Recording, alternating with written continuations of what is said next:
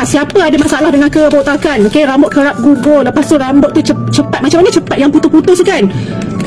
Ibu suggestkan korang try untuk dapatkan ini, okey. Sebelum ni korang beli yang mahal-mahal kan, tak berkesan kan. So ibu try yang ni berkesan untuk ibu. Okey, ibu ni ada masalah dengan keguguran rambut selepas bersalin, okey. Itu memang normal, rambut memang bersepah.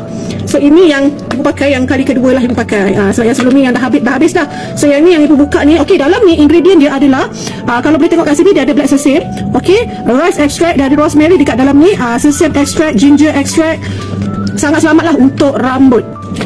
So korang boleh dapatkan jenis serum yang ni tau. Serum ni macam mana nak guna?